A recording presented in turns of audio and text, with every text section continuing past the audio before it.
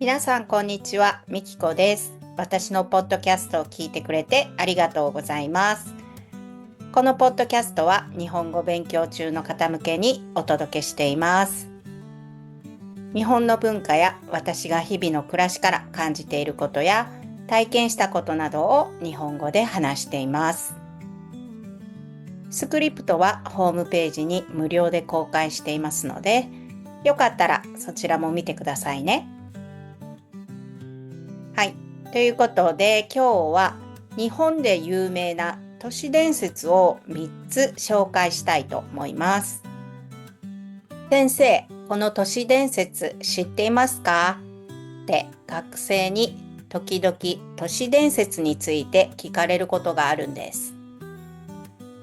外国人も知っている都市伝説だから、インターネットとかでも広がっているのかななんて思います。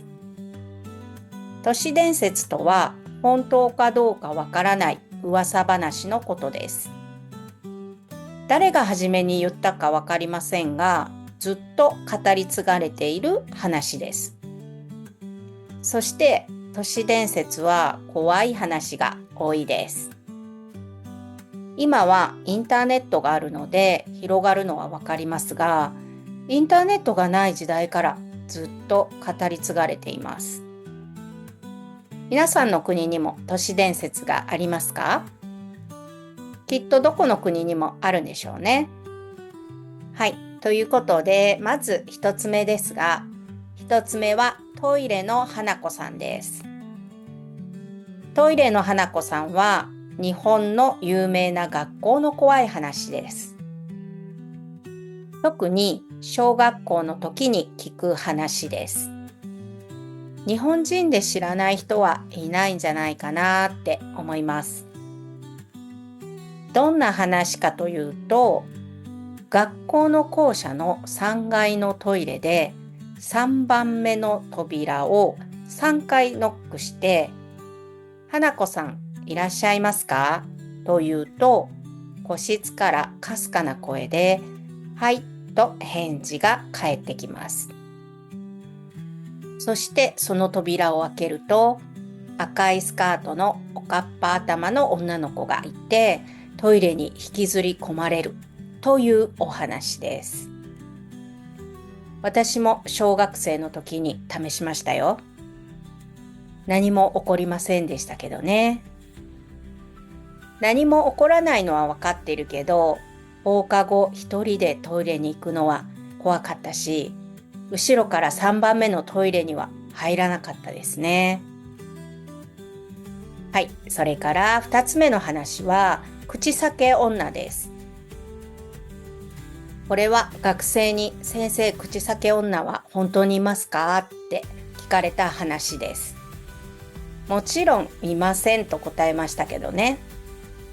どんな話かというと、学校帰りの子供などにマスクをした女性が、私きれいと問いかけてくるそうです。そこではいと答えると、マスクを外して裂けた口を見せて、これでもと再度質問をしてきます。それでいいえと答えると、ハサミや包丁で襲われるそうです。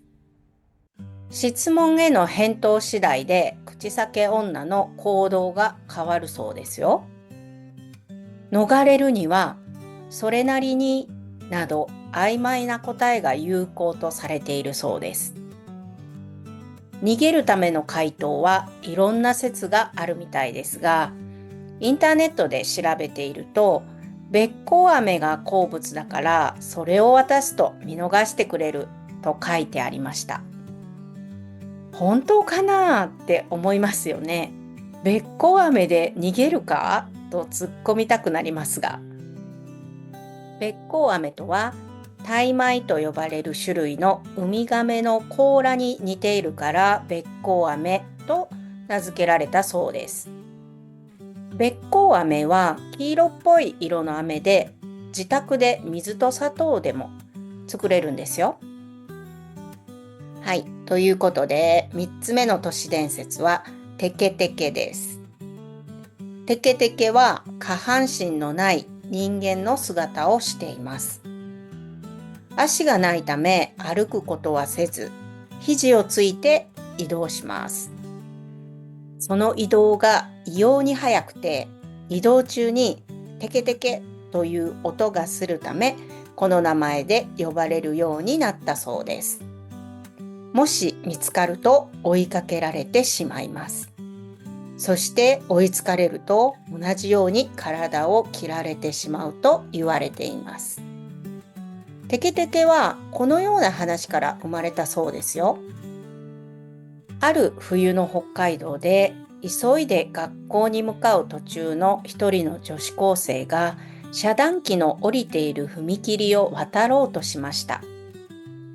しかし転倒して列車にひかれて上半身と下半身の間で体が切断されてしまいました。列車の運転手が様子を見に行きましたが、その様子を見てもう生存は見込めないと諦め、本部に連絡を取ろうとしました。しかしその時、上半身だけの女子高生が動きました。女子高生は助けを求めて這ってきたのです。運転手はあまりの恐ろしさに電柱に登りましたが、女子高生の上半身も電柱を登ってきました。そして運転手は恐怖のあまりショック死しました。その背中には女子高生の上半身がしがみついていました。運転手は凍死していましたが、女子高生は下半身を残して上半身が消えているなど様々に語られています。そしてこの亡くなった女子高生が失った足を求めてさまよっているのがテケテケで、生きた人間の足を奪うそうです。はい、テケテケにはこんなストーリーが隠されているそうです。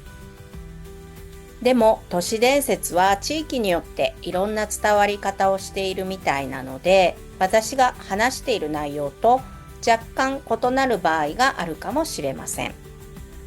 でも大枠は同じだと思います。どの話も怖いですよね。でも全部都市伝説なんでね。皆さんはどの話が一番怖かったですか？この中に知っている話はありましたか？はい、ということで今日はここまでです。最後まで聞いてくれてありがとうございました。ほなまたね。